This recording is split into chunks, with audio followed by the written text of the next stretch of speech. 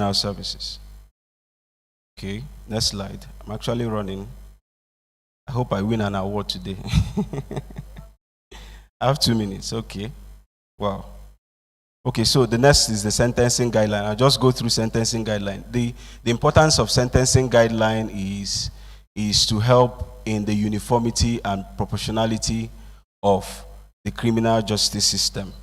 And there are some states that have adopted sentencing guidelines as a practice direction in Nigeria.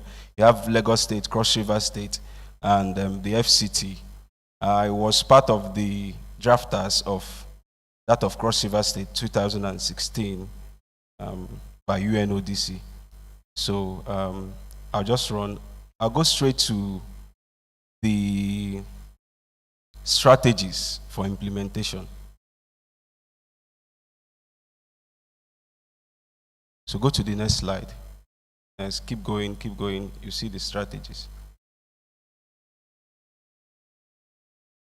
That's the 15th one. The 15th. Okay. Okay. So I looked at like I said, the Tokyo rules, and also it's something that is just in our laws. But like we have always said, the problem is implementation. The problem has always been implementation.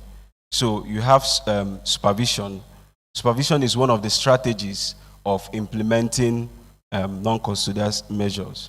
Okay, so, and the personnel mentioned under Section 4612 of the ACJA and Administration of Criminal Justice System, Criminal Justice Act, supervises non-custodial measures.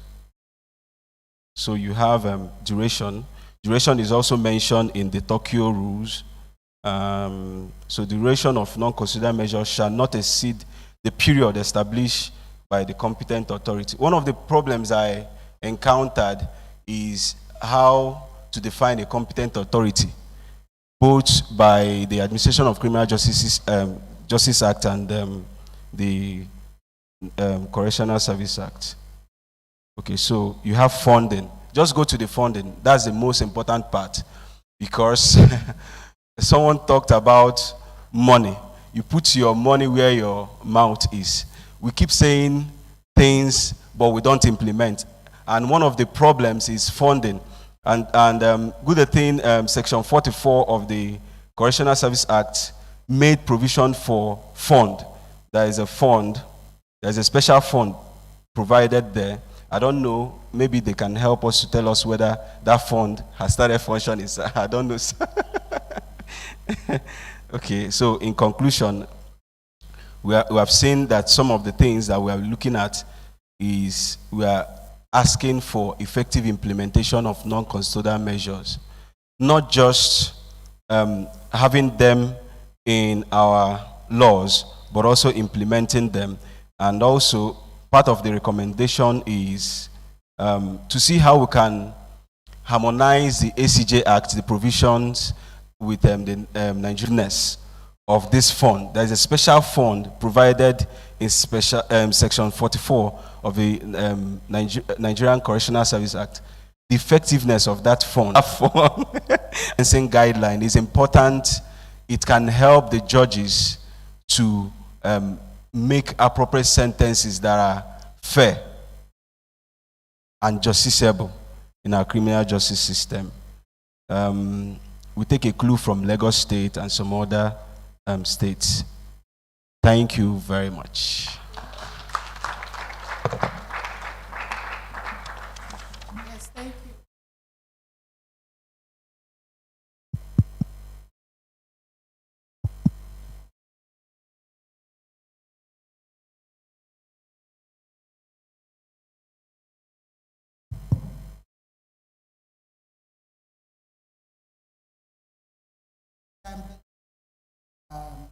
We will all have access.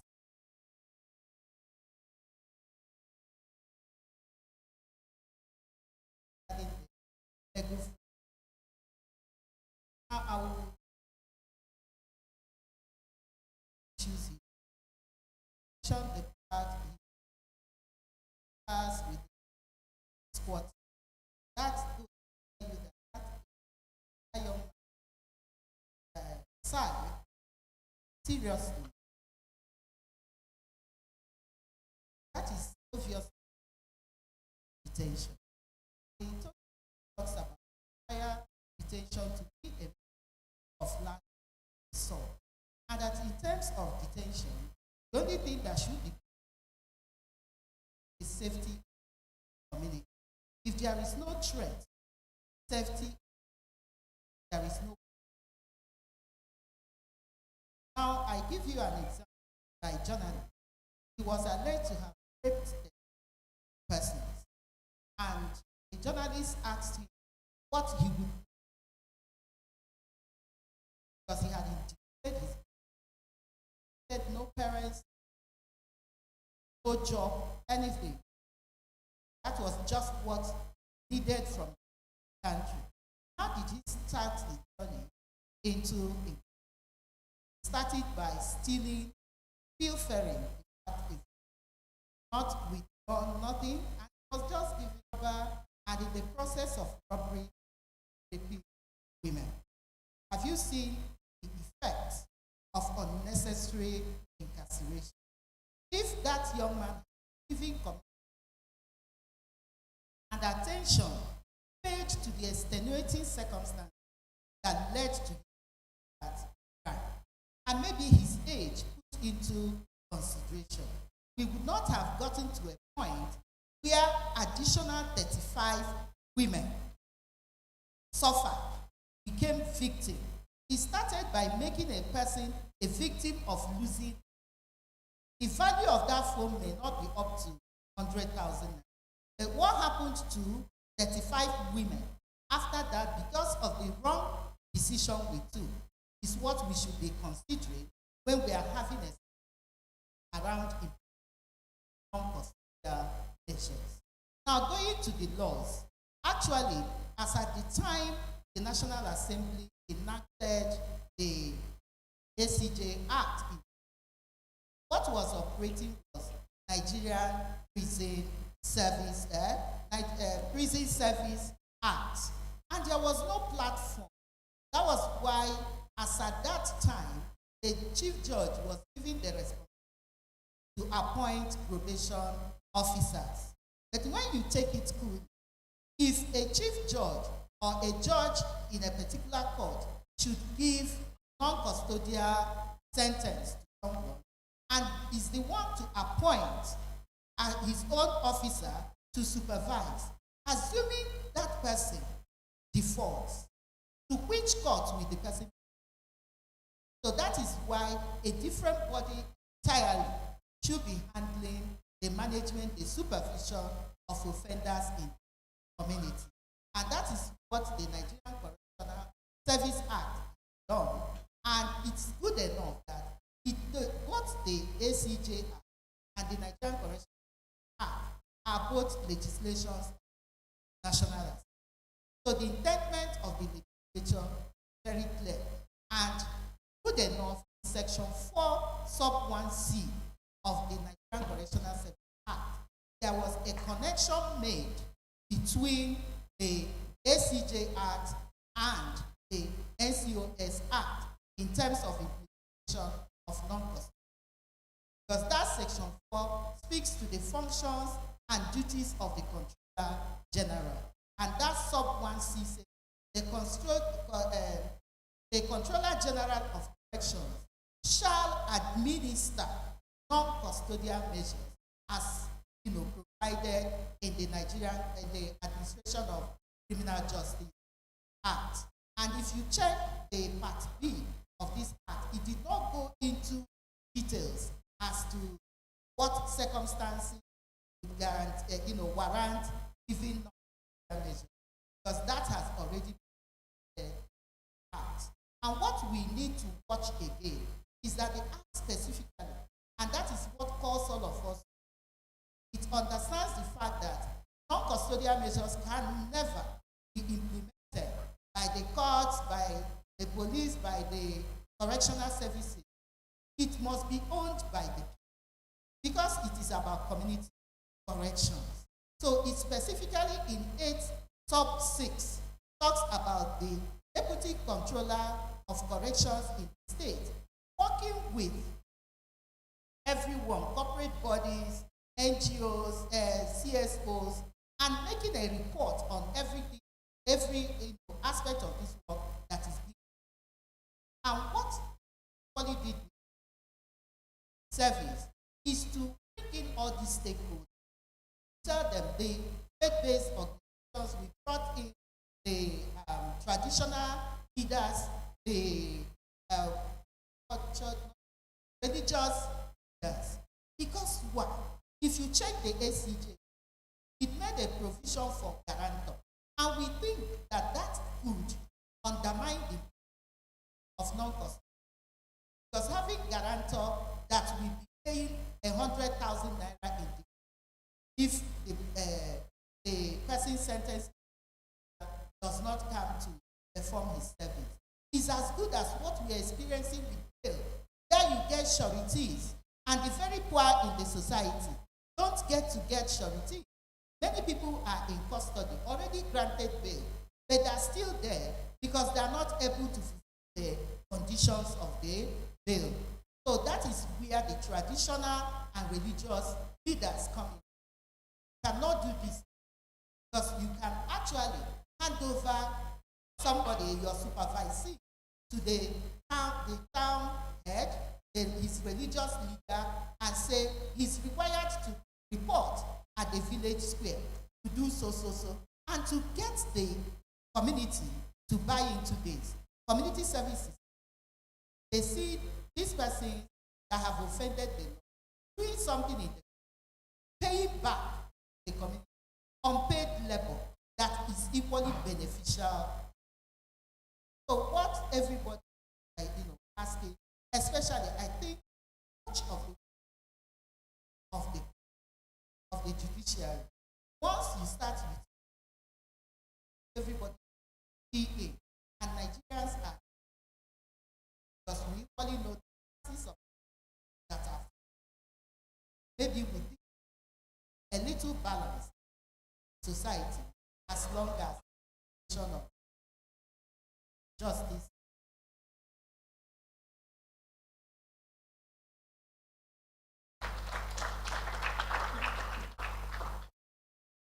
Go to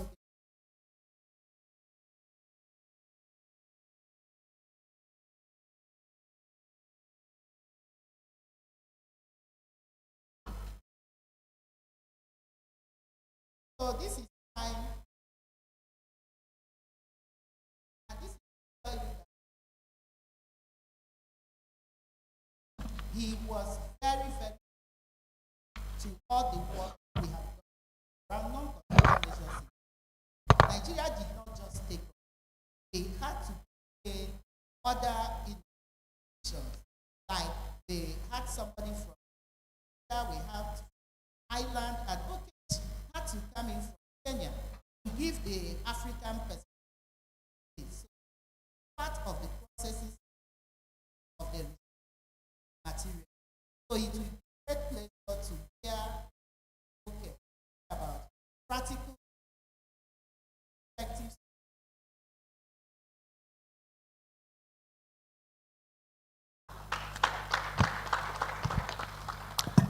Thank you very much, Ogechi.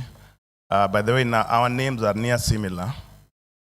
So she's my sister from the west, and the brother from the east. Now, what I want to speak about today actually should have been what I spoke about yesterday in terms of procedure. Because yesterday was kind of a persuasive presentation to the magistracy and the judges to be able to embrace and not to fear application of non-custodial measures, as in our country we have been able to even improve so that we gain their confidence and the community also gains the confidence of how we do our business. Today, I want to take you through what I would actually be teaching my colleagues. I wish I had the chance now to be teaching my colleagues in Nigeria who are involved in the community corrections and teaching judicial officers to be able to apply more community corrections. And as my colleagues up here were making their presentations, They've dealt with the normative nature of non-custodial measures in terms of provisions in law here in South Africa and in Nigeria, and ably amplified by Madam Ogechi. What I want to do, first of all, is to contextualize community corrections to make you understand what it is. But there are keywords which, for us in Kenya, which might be different here, is that probation is a distinct entity from prisons. And probation is budgeted and supplied with budget provisions separate from prisons.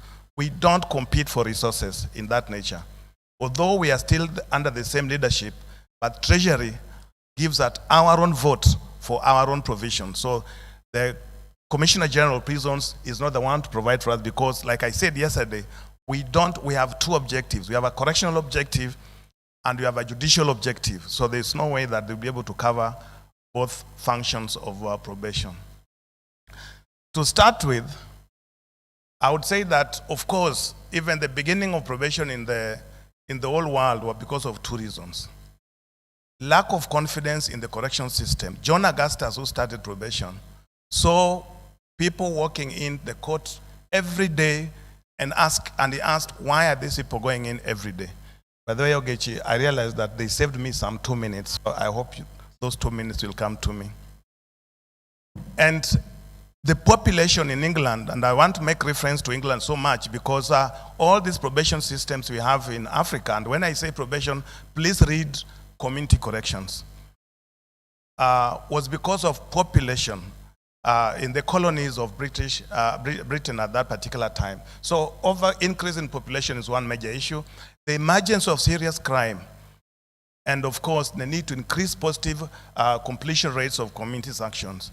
That is what is giving us the impetus to try and improve on community corrections that our probation as it were. So, but tackling these issues requires a lot of looking at what is the architecture, what framework do we have that can deliver the best community corrections or probation, if you may. And also, what preparatory issues do you need to put in place in terms of the skills development of staff and other arrangements that will be able to give you the best results. Next, please. Then, when we talk about, by the way, this is not the slide I'd made. I think this is the one that they had made. I think there'll be a bit of confusion in that, but we'll just proceed. I think this context had been already given by my colleagues in terms of where we are globally. We are slightly below Nigeria. Nigeria is contributing 0.6% to the global prison population. Kenya is contributing 0.4% to the global prison population, which is over 10 million. And in Africa, I would say that 11% of the world prison population actually comes from this place, Africa. To address these, countries have developed very less punitive models in order to make those who do not deserve going to prison to be able to be given alternatives. And when we talk about alternatives, next slide please, we are talking about sanctions which can be accepted in the community. If I was a judge or a magistrate, I would ask myself, what is the barometer of measuring an offense or a crime that would suffice to be somebody to be given a community sanction? The answer to that is the one which would not let the neighbor not sleep. If the neighbor would not fail to sleep because of that person, then that person can serve a community sanction. For example, a drunk person hailing, walking around and shouting, would that person really be a serious danger to the community? Must that person go to prison? Two brothers who quarreled and fought, must those people go to prison? Somebody stole because he's hungry, must that person go to prison? We brought in, the colonialists gave us laws which apply to their culture. And unfortunately, we are talking about, your lordships from Ghana yesterday, we are still embracing this culture of laws which we do not have. You do not have money to pay for those sanctions, to pay for those fines. We don't create the barometer of measuring poverty so that our fines and penalties is relevant or relating to our poverty levels. We don't do that. And that's the problem we are in. Can we move ahead?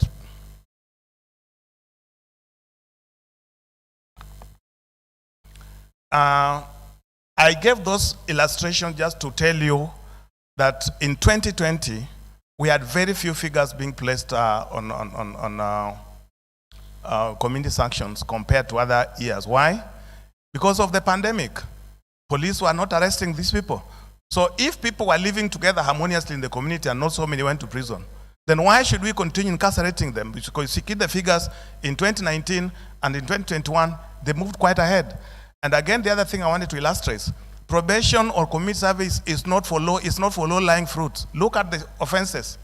How many do we deal with that homicide or murder, robbery, stealing, sexual violence? So it is not necessarily for those offenses which you, in your own mind or the law has said, they attract very stiff penalties. Because sentencing, like I said yesterday, must be looked at from a positive perspective. Must be looked at not from a retaliatory, but from a positive, reformative perspective, and the sentence must be made to fit the individual and not necessarily the offense on its own. Next slide, please. So to understand, this one I'll just gloss over because my colleagues have spoken about them. Community sanctions or community correction is actually simply paying back. Offenses committed against the community, it is only right that offenders go back and serve their sentence in the community. Whereas probation is a rehabilitative method. So when you give somebody a community service sanction, emphasis is on payback. When you give somebody probation sanction, emphasis is on reformation. Next slide, please. And yes, prerequisite competencies for supervising offenders. Well, there is a generic case management practice which needs to be there.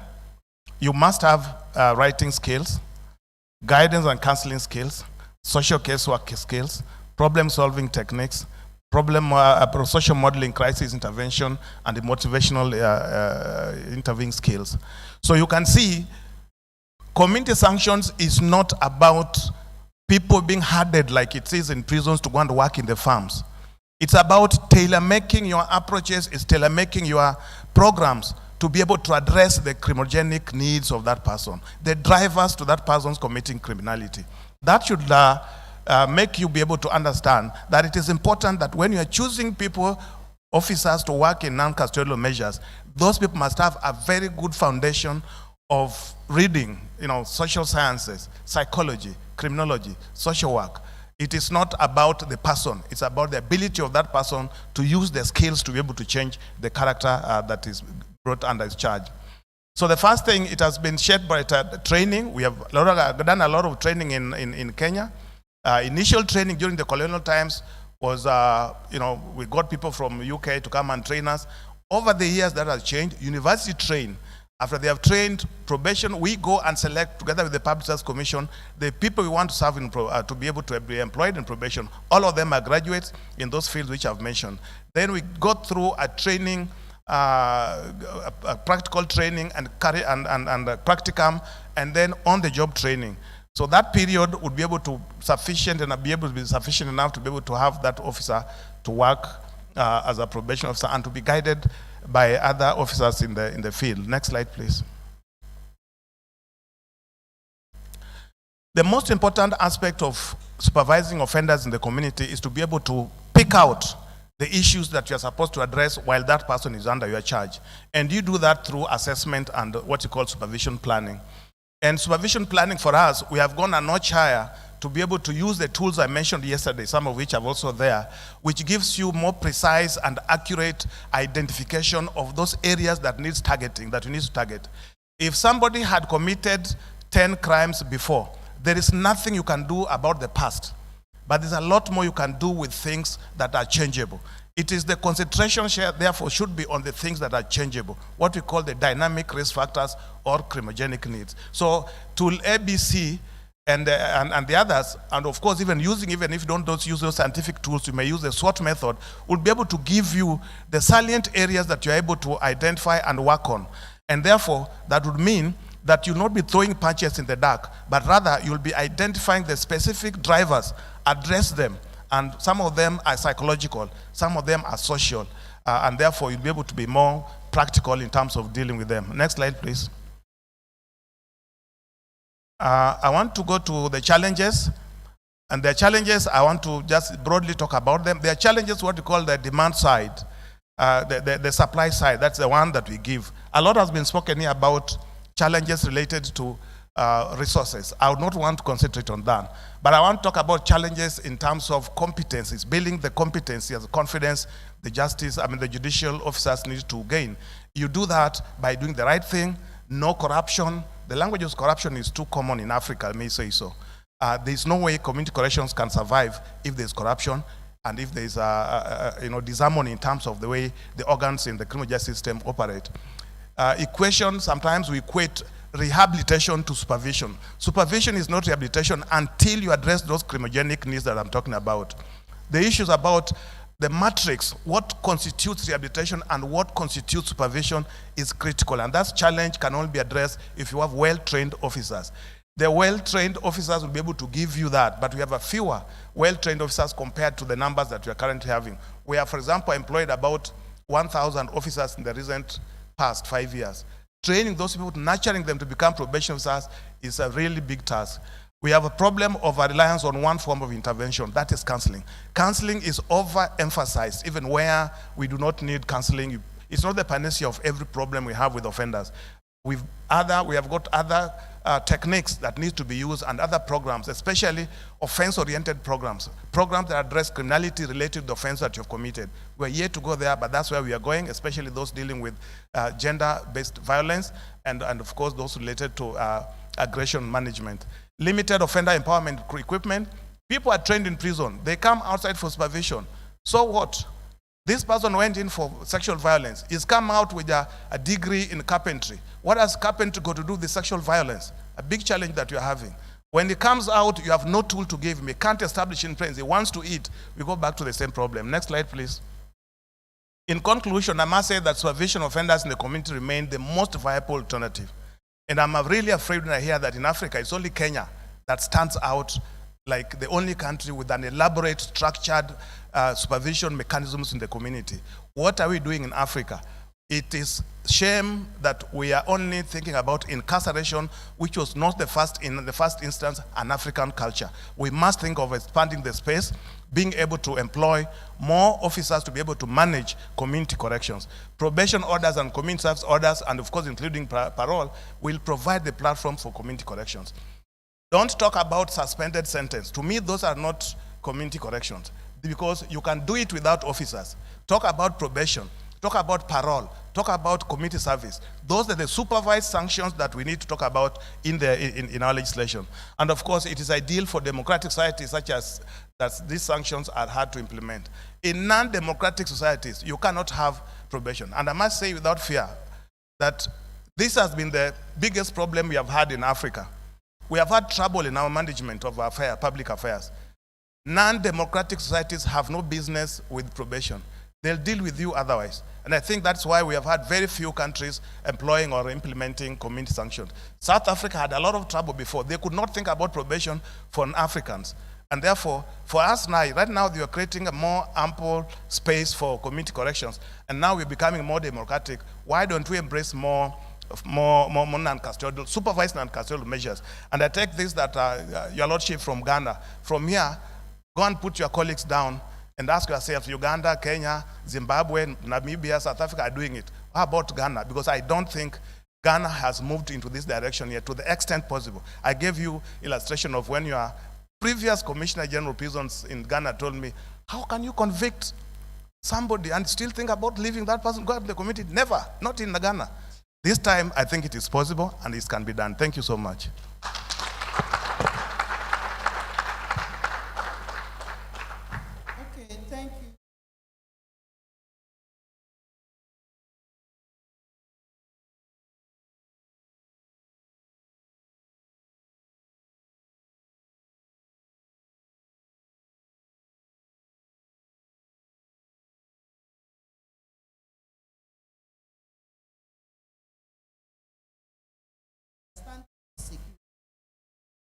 Be visited because often we emphasize physical security and we don't talk about social security, we don't talk about employment, economic. They all work hand in.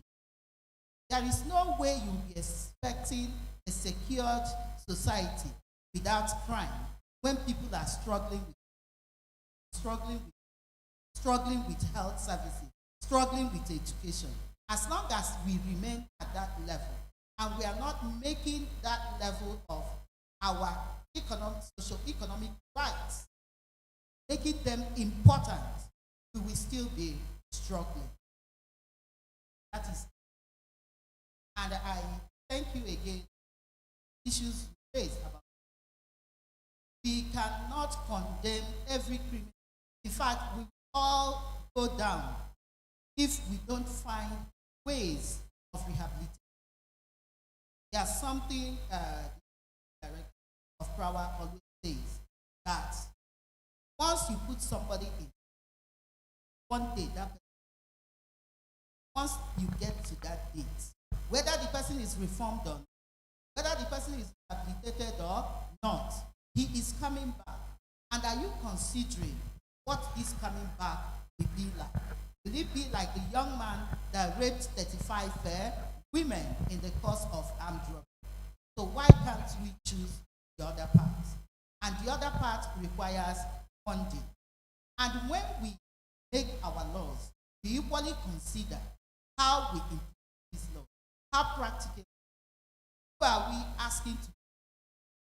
Because Section 44 that we are talking about, non-custodial funding, you can see that Correctional Service General has already appointed probation officer, has already inaugurated, but the responsibility of getting the committee on non-custodial measures has been left in the hands of the president. They are waiting. And it is only when you get the committee that you talk about activating the funds. But good enough, the legislature is active. I think that was last public hearing regarding the Nigeria Trust Fund. And that is about funds that would help aid work of the correctional sector. And one thing I made sure as I did was sure that in words, in letters, issue around non-custodial measures, that I'm believing God that see the light. Once the correctional service, that it cannot be that fund. Thank you. So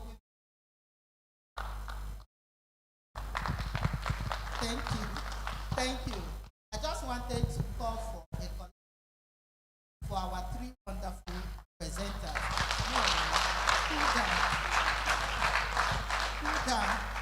But we have our special.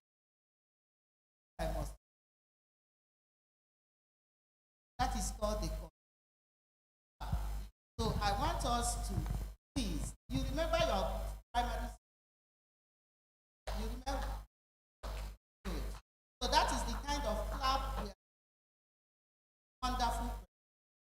And that is 1, 2, 3, go. Again.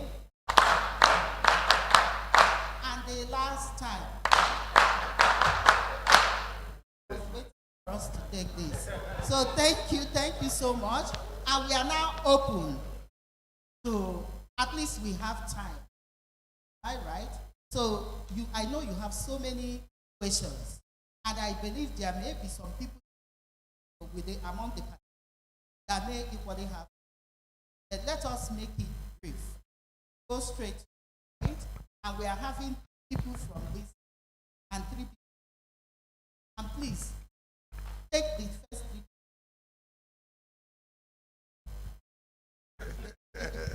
So after this side, we go over. Thank you. Thank you very much, moderator. And I'd like to appreciate all the presenters. I came in late, I apologize for that, but I was in time to listen to Clement. And something I had wanted to ask him since yesterday is about the situation, the correct service or department in which non-custodial services should be situated. We have a situation currently in Nigeria, and it's causing very ugly ripples in some parts of the country. So the current SCJ had authorized chief judges to set up community service centers and appoint registrars. Along comes the Correctional Institutions Act some years after, that's now strengthened the correctional services mandate and included non-custodial functions, and also created a non-custodial department. So you can see the conflict. And really, my own position is, should the judiciary be the one supervising penal orders? Should a non-custodial service be situated within the judiciary, or shouldn't that be something that an executive arm of government oversees? So I'd like your help on that. Thank you. Thank you, sir. I think we take the three questions this side, and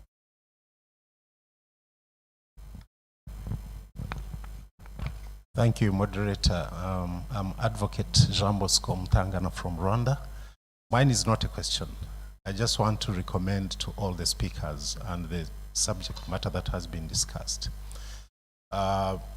Despite having been prosecuting suspected criminals and securing convictions for the last 20 years myself, I'm a believer of the principle of liberty, and the exception being detention, of course. However, I believe that we should always give an opportunity, speaking like a former prosecutor. The speech or the presentations that are made in court before the judges should always allow court to take plan B alternatives as well. I give an example. In our practice, we have what we call, I'm going to say it in French because I don't know it in English. They say, la prime selve mais la parole est libre. For those who understand, it says that prosecutors can always present their indictments before the judges, seek the sentences. However, whenever a prosecutor presents an indictment, request for imprisonment, can also add on his or her personal position on what he has sought, because the indictment is for the prosecution. And then la prime selve mais la parole est libre, it means that I stand before the court and I say I seek 5 years sentence to this suspect. However, I request that the submissions made by the defense, especially on issues related to mitigating circumstances, should be considered by the court. Then the judge will also have that position as well. But if we stand before the judges and always seek 5 years, 10 years, life imprisonment, it won't help our courts. Because I don't think judges are there to sentence people. Judges are human beings. Judges are reasonable. Judges interpret the law. They are servants of the law. So in my view, I recommend, and I believe this meeting is going to have resolutions, that the principle of liberty should always be considered as one of the key measures in our practices in different parts of Africa. Because we have laws in place, we have rules, we have regulations, we have procedures, and we need to respect them. We have this practice of taking everyone for detention. It doesn't help us. It doesn't help our countries. It affects our budgets. It affects our politics. It affects everything that we live in. So my recommendation, briefly, without taking much time, is can we resolve in this meeting that the principle of liberty, despite any challenges, despite a prima facie case, despite serious grounds to believe that someone has committed a crime, be resolved as one of the aspects that our judicial institutions should always put ahead of everything. Thank you, moderator. Thank you. Thank you. Rwanda.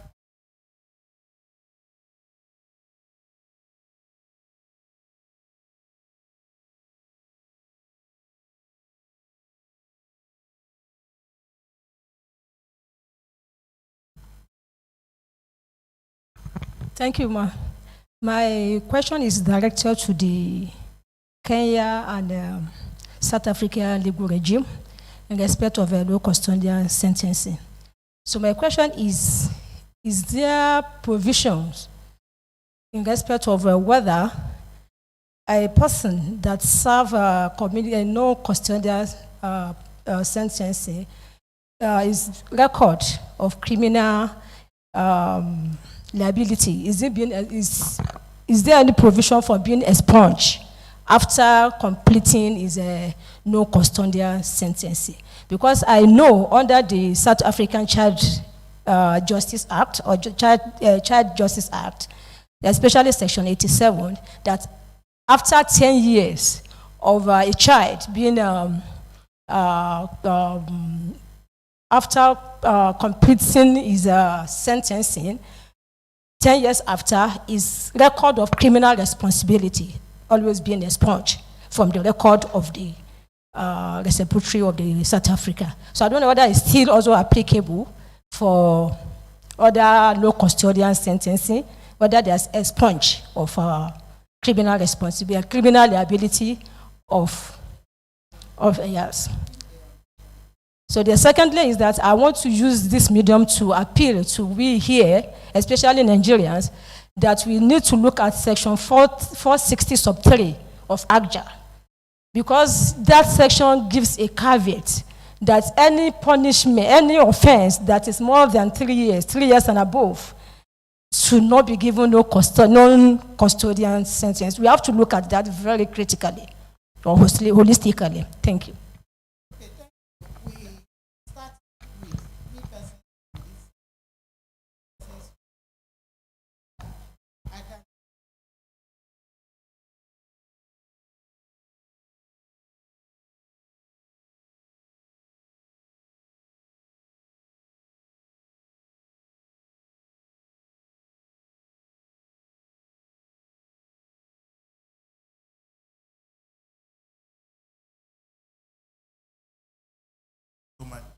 Prof, very good question, and that is a fundamental question in many jurisdictions. Had me count a few of the states or countries in Africa that are already practicing custodial measures.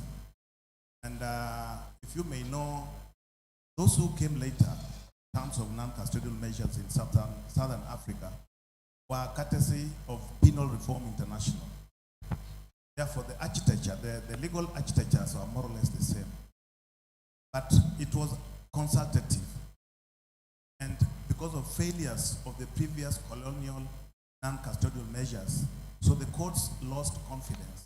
Therefore, courts wanted to assert themselves into a system that will be able to have control over. Therefore, pass an order that they know would be. I don't know whether they go to prison and find out whether in prison. Nevertheless, to answer you straight, and I'll give you the example of Kenya. Kenya, we had non-custodial measures before Penal Reform International came about in the 90s, early 90s. And probation has always remained distinct within the criminal justice system apparatus. The history of probation in England is what we had in Kenya. England, probation started appointing probation officers to work for them, quote unquote. And prosecutors were also working. But eventually,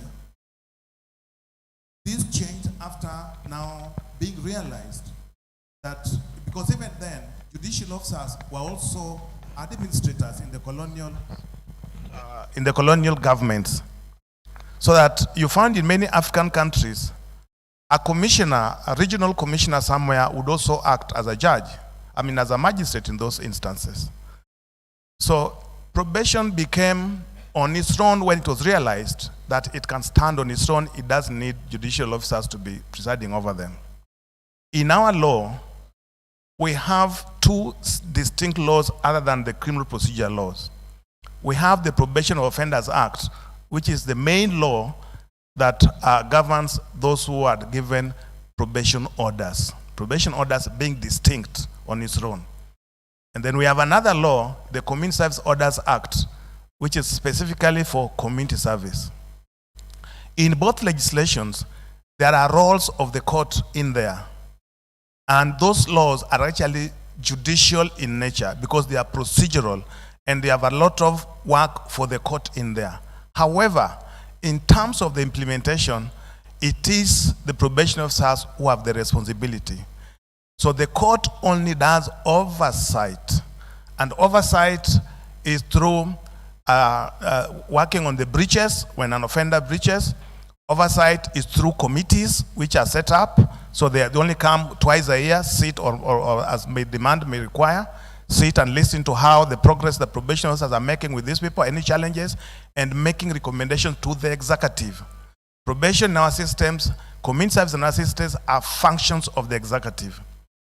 In the Community Service Orders Act, there is a national committee chaired by a judge of the High Court appointed by the Chief Justice.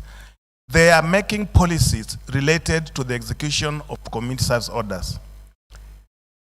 We have a national coordinator of community service orders who is a magistrate sitting within the, seconded to the probation department, whose work is to liaise between and create buy-in between the judiciary and probation.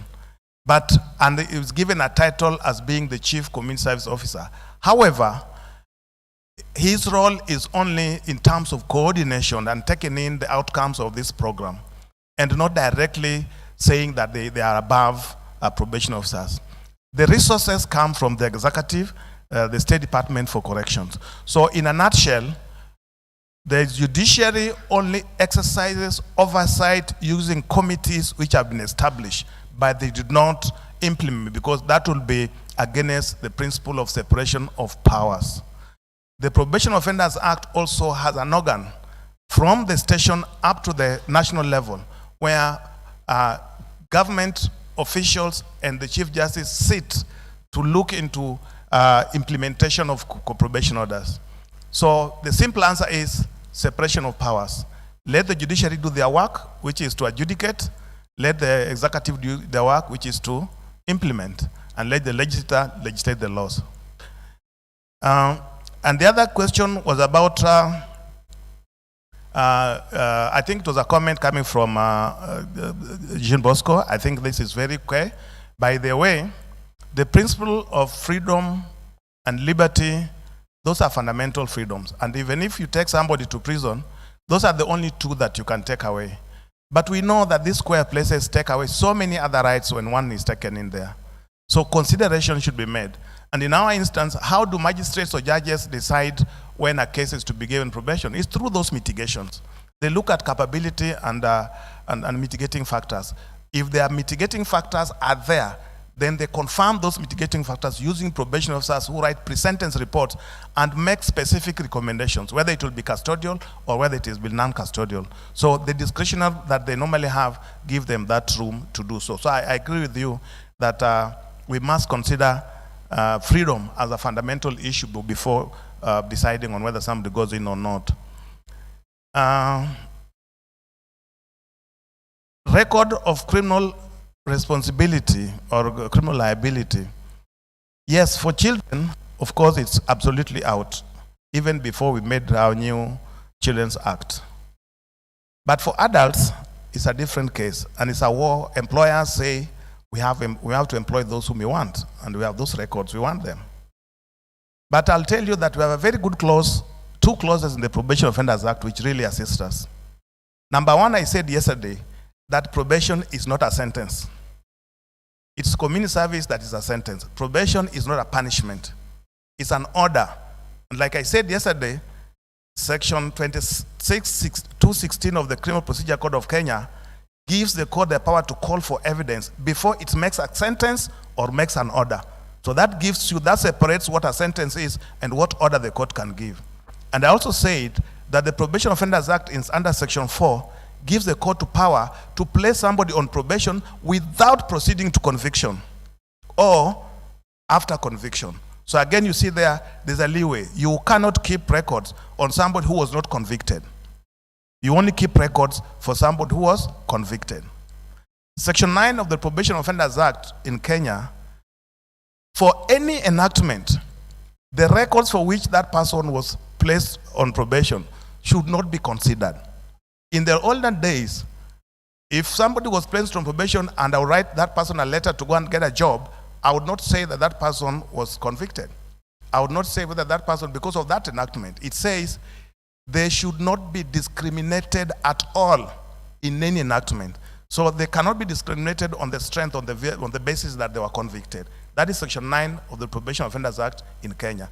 Similar clause, we have introduced it in the Community Service Orders Act.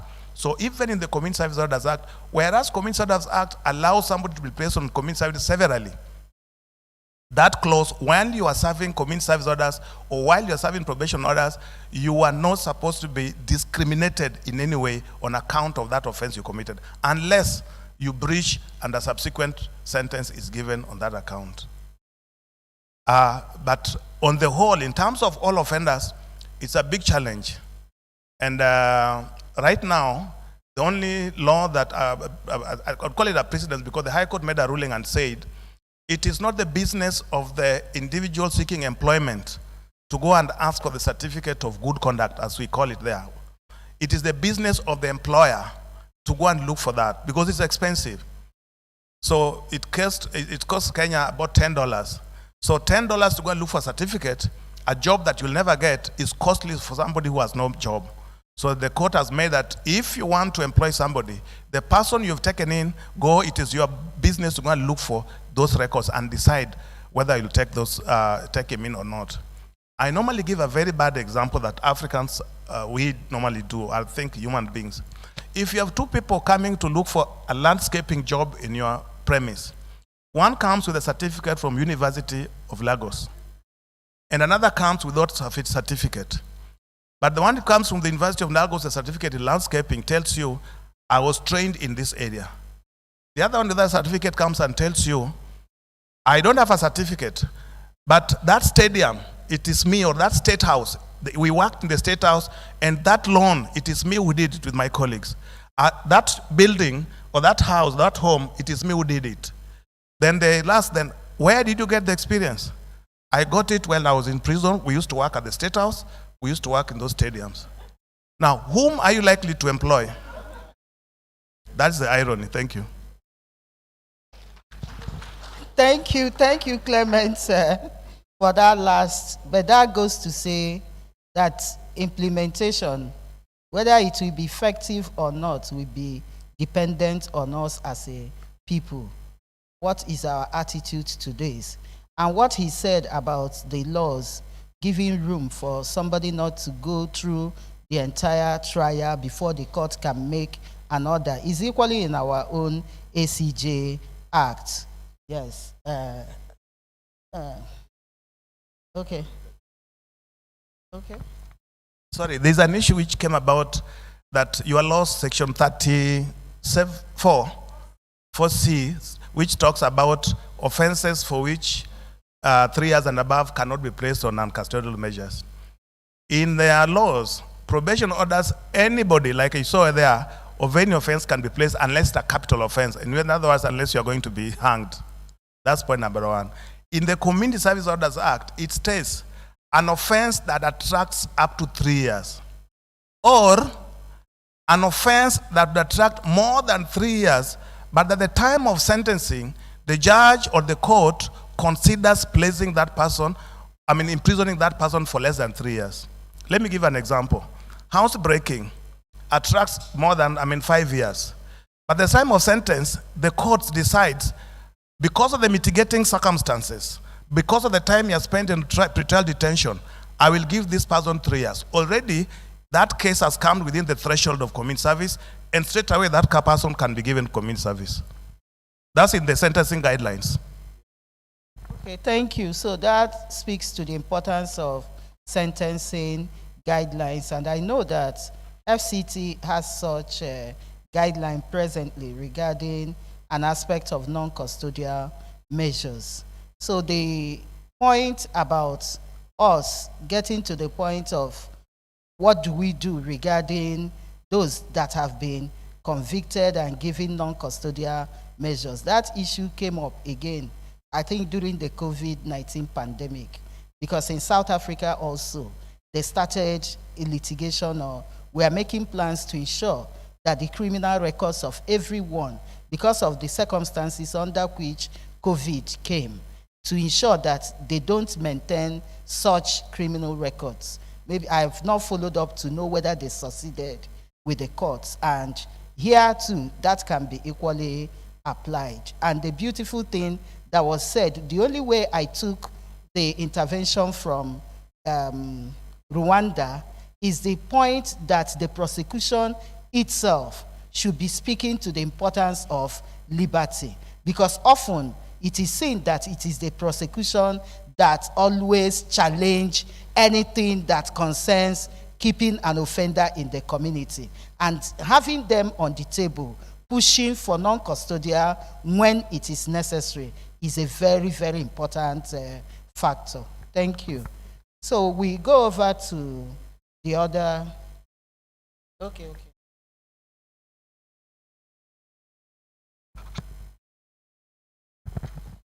Thanks for the questions. I would like to weigh in on some of the questions, though they were not directed to me.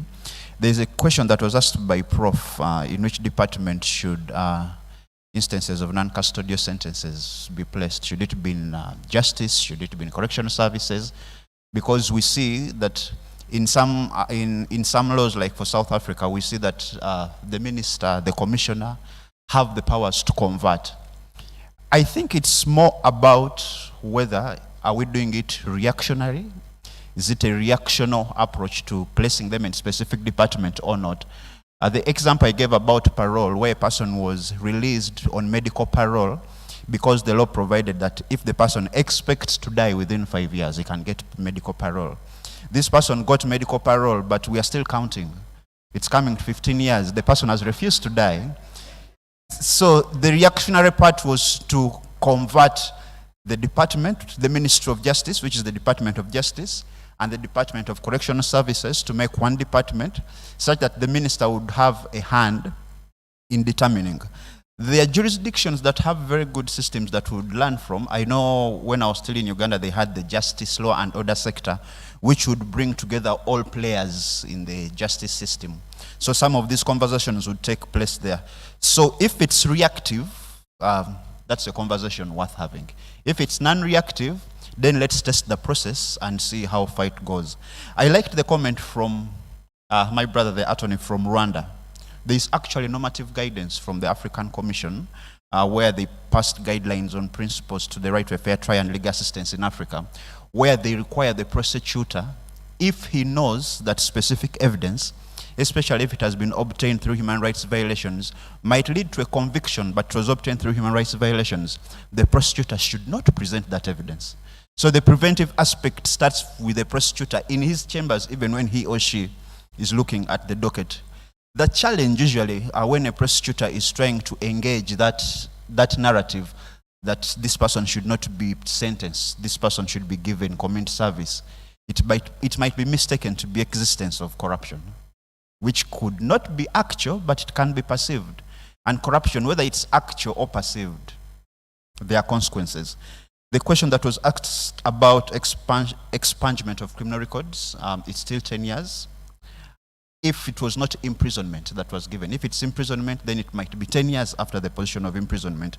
But they also have expungement of diversion records, where a person has not been placed through the criminal justice system. That is automatic, and it's by another department, the Department of Social Development, and not the Department of Justice, Criminal, and Correctional Services. Thank you.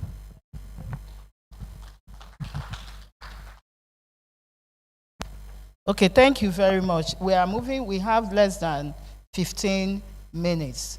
So you take the...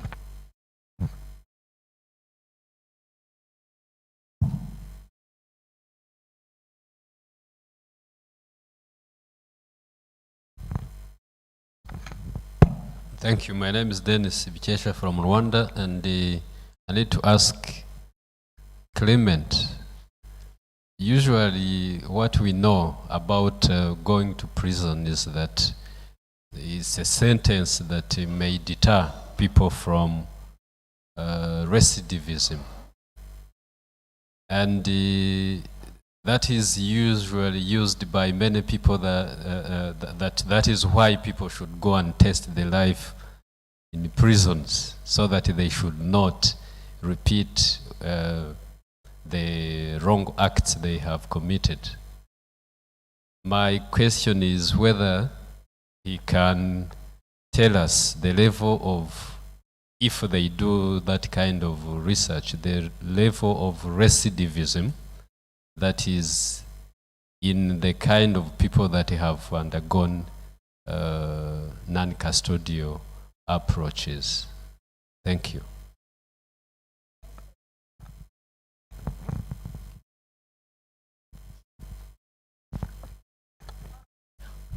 Apologies. I was actually racing to come to catch the presentation, but I always have this issue. Well, considering what we do in FIDA, welfare of women and children, and all of these reforms that are being proposed, how to put it in the head of the lawyers who are essentially black letter lawyers.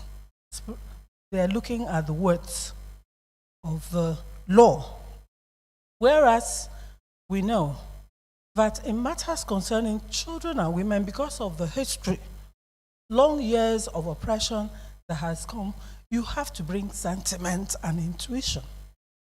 So often I come, I lock heads with the real lawyers. We are the unreal ones who expect certain things. But these are the things that come with the reforms that are being proposed. People are talking about restorative.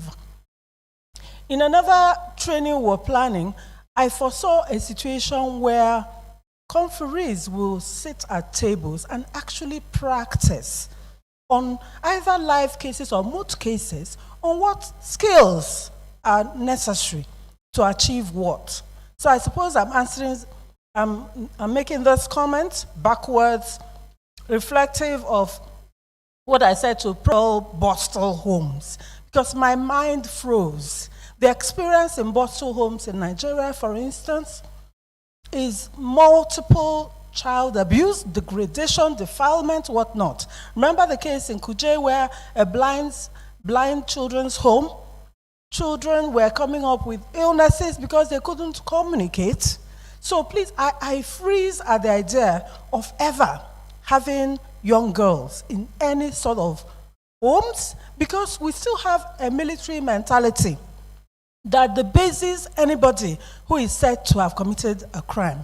For the sake of women and children, for the sake of what we do in International Federation of Women Lawyers, I have to make this comment, even though I came late to the discussion, and I sincerely apologize. But can we put that on record, that we also need to train in skills and in mindset reformation? Otherwise, all of this will fly across some of the heads of the real lawyers. Thank you.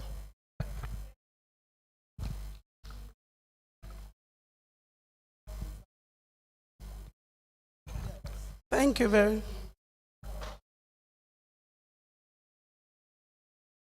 very much, Madam Chair, the moderator. I watched you very well. I was admiring you when you emphasized on the issue of funding after the committee was set up, that up till now, there is no funding for the committee to take off. And throughout our discussion, since day before yesterday, we have, I don't know if we are trying to avoid the issue of leadership gap in the continent and the cost of governance in the continent, especially Nigeria. Because we keep lamenting about funding. And there is funding for instance, national assemblies. both houses, I've never heard them talked about funding for their jumbo pay. And don't you think there should be discussion or discussion around the need for us to reduce the cost of governance, because the problem we are facing today in security is because of government or leadership gap in providing some specific social needs to the citizens. So please, I want us to talk more. The whole election is in just next year, and now in Nigeria we are redesigning Naira, and we know the primary reason of this is because, according to CBN, 80-something% of the money is in private hands that are stuck in the house. Sees of some of our leaders. Please, can we also increase our discussion around this so that we can tackle this problem from the root? Thank you very much. Our security, justice is connected to who is leading us. So what I can say is go and click voters card and do the needful when the time comes. Okay. So I want to take the correctional service. It's just short question because we need to go. And in responding, I won't talk again. Please respond straight. Actually, my question was addressed. It was addressed when he replied to some of the questions. So whatever else I want to ask him, I'll ask him privately. Okay, NCOS.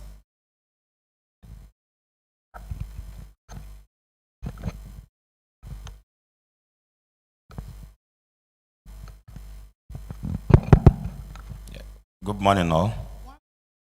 1 minute is too small, though. I beg. 5 minutes. Please, permit me to. First of all, I want to Mr. Okechi from Kenya. I want to find out the major difference in your country between a suspended sentence and probation. That's one. Two, I want also to maybe make one intervention on what Prof said before now about where to domicile non-custodial service. I think we in the Nigerian Correctional Service, we feel that ab initio it was a misnomer to have domiciled non-custodial with the judiciary, because it's not a judiciary function, it's an executive function. And I think in the latest amendment of AGJA, which I was a member, it has been taken care of, even at the National Assembly level. I was in the public hearing. Secondly, they don't have the structure, the logistics, like the Administrative Criminal Justice Act that was passed 2015. You'll agree with me that since 2015 till date, there was no implementation of the non-custodial service there. The reason being that they don't have the personnel, they don't have the time. Is it the registrar? The registrar is not, the knowledge of the registrar is not trained in that regard. And it will be, they're already over busy, not talking of meddling into area that is not theirs. So we feel that the best option is to domicile with the executive, and particularly the Nigerian Correctional Service. We have already trained more than 2,500 personnel with the respective qualification posted in all the states in Nigeria, without exception. In all the states, they are there. Even some are posted in courts. And again, you don't need to train any other person because these people are already on salary of federal government. They are not to, so you don't need any additional cost. The structure is already there. The logistics are there, and the manpower is there, and we are willing. I'm very willing. So give us the trial. Maybe after 5 or there, if we didn't do well, then you can talk of another executive agency, but not the judiciary. Thank you so much.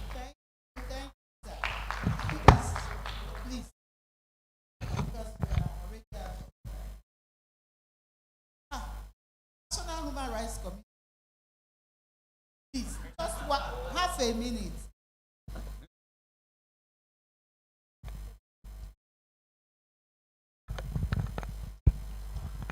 Thank you, Ogoti. My own intervention is just to highlight areas where institutions can also contribute. The National Human Rights Commission, as you are aware of, we have embarked on a project which is aimed at reviewing some of these petty offenses in our law books. And we have Lagos, Oyo, and also Adama as a pilot state. I think when you review some of these laws with the aim to decriminalize some of these petty offenses, I think it will go a long way, or alternatively create a custodial, non-custodial function to it. Just to make this point, so that other institutions who have mandates, like Law Review Commission and all that, they could look into some of these petty offenses and go on and decriminalize it. We have partners like Ministry of Justice, Legal Aid Council, and MBA, and some civil society organization on the project. Just as an intervention or contribution to embark on this. Thank you. Thank you very much. And he raised a very important issue. The Law Reform Commission is already working on harmonizing the criminal code, and that's one of the made regarding removing all these offenses and being a vagabond, disorderly person, a vagabond. So I think, okay, please. Okay. In terms of recidivism, there are two levels of what you may constitute recidivism. One being technical violations. Condition set out whether it's community service or probation. The beauty about that the probationary officer enjoys a lot of latitude and discretion, and would not take in somebody because he has failed to work today. Therefore, tomorrow he'll appear in court because he did not work today. The work of probation officer is underlined with social work principles. So we don't take in for the violations. In fact, are prosecuted for technical violations of probation. But for community service, the law itself allows that you can't be given community service repeatedly. If you finish community service very well for the 1 week you are given, the following week, if you commit another less serious offense, you can still be given community service. So it's allowed. I don't know whether you want to classify that as recidivism. To me, it is not. Because the essence of community service, number one is payback, not reformation. Number two is what is reformation. For probation, number one is rehabilitation, reformation. And there's not anything to do with punishment. Overall, we have very good completion rates of what you call probationary sentences, if you may. And there are, I think the last data that we did in our department, we're having over 98-point-something% success. So that means those who are placed on community sanctions are less likely to commit offenses, and therefore are less likely to be breached, or rather to be prosecuted in court. I don't know what that means with the custodial. You may know better. Madam from FIDA, I want to say only one thing. Thank you so much for bringing that up. What we have done in Kenya, we have tried to operationalize, to make our operational instruments gender sensitive. For example, the pre-sentence guidelines, pre-sentence reports and social inquiry report guidelines, we've made them gender sensitive so that whenever we look at issues, we look at it from a rights perspective and from a gender perspective. And that has been very helpful in terms of even informing the court on those issues, silent issues about femininity that needs to come on board. And finally, because I think the difference between suspended sentence and probation, the simple answer is suspended sentence is not supervised. Suspended sentence is really defined how many years you'll go in. In fact, for us, it is 2 years. Should you commit another offense? In fact, you don't go to court. You only go there to collect your committal warrant, and you go to court. Probation is supervised. It's reformative. You report, you behave, you follow instructions, you address your problems, you are assisted. You are assisted by a qualified professional, somebody or probation officer to help you change your behavior. I think maybe in a nutshell, that's what I'll be able to give you. Finally, and maybe this is my final remark, I would really urge Nigeria to embrace non-custodial measures. And for law reform and for the issue about separation of functions, you cannot oversight yourself. Because I saw in the Nigerian Correctional Services Act, the Controller General sits overall, and yet at the same time is the one implementing. For me, I would have somebody qualified to be a judge or a judge to sit in that functions of the top, but not the person again exercising. The same arguments that will be brought to the judiciary will be the same arguments being brought to the executive, where the Controller General is the one sitting on the policy-making body of the non-custodial measure. There must be that crossbreed of policy and implementation. Thank you. Okay, yes. Actually, my comment is on this sentencing guideline.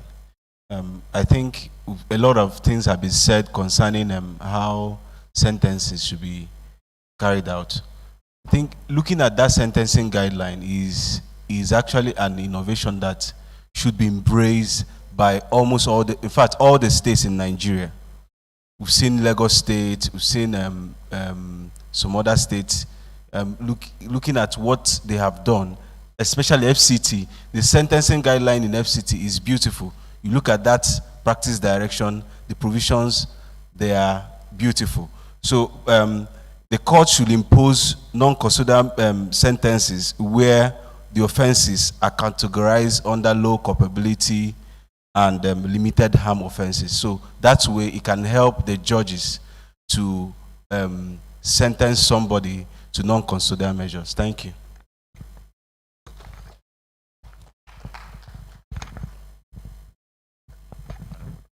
Thank you so much. As final remarks, I'm alive to the fact that some countries have structural issues that they have to deal with even before we start the conversation on sentencing and sentencing guidelines. If there are structural issues such as unemployment, that leads to people committing crime. What is the country doing to address some of those structural issues before we come to issues that deal with court?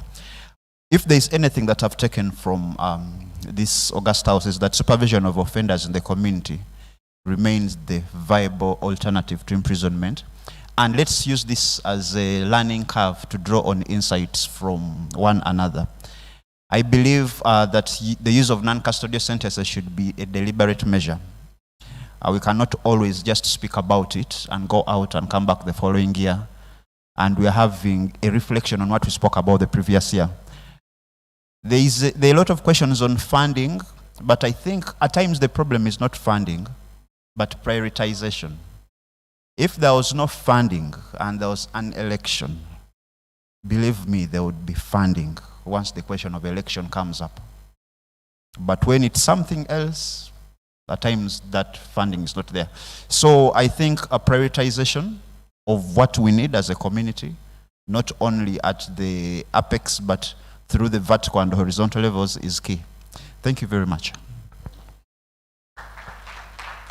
And I wish to thank the eminent panelists for doing justice to this topic and making it quite interactive. Thank you on the issue of gender that was raised. So many issues that have been raised here. And I want to communicate that we have up to 11 resources that have been developed regarding these non-custodial measures, and they are available to be given out. If you give me your contact, you can get the soft copies for those that are not in Abuja. But if you give us your contacts also, we will give you the hard copies. So this is about us. Non-custodial measures is about our community, our society. It speaks to how we value ourselves as human beings. So I join my voice with others again to say, let us ensure that collectively we effectively and efficiently implement non-custodial measures. And to Nigerian Correctional Service, you can see that part of your mandate is to report on implementation. And Mr. Clement has given you in terms of percentage of the work they have done and the effect. And so the expectations is that these records are being kept, and when you are called upon, you are able to tell us the components of the non-custodial measures you have implemented and the effect or impact on the society. Thank you for giving us this opportunity. So please don't go. We'll take a group photograph with this panel. A very quick group photograph. This panel will. A round of applause for them as they come together for their group photograph. Welcome you, sir.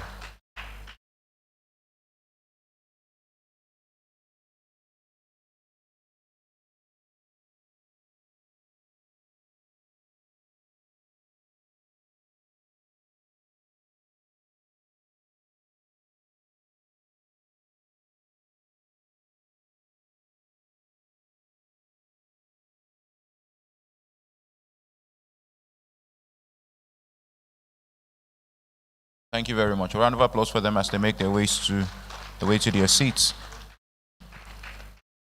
My lords, distinguished professors, eminent attendees.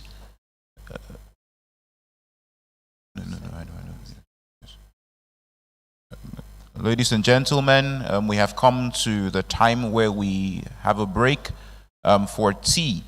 But before we grab our tea, which is at the banquet hall right outside this building, we will be taking a general group photograph just at the entrance of the hall.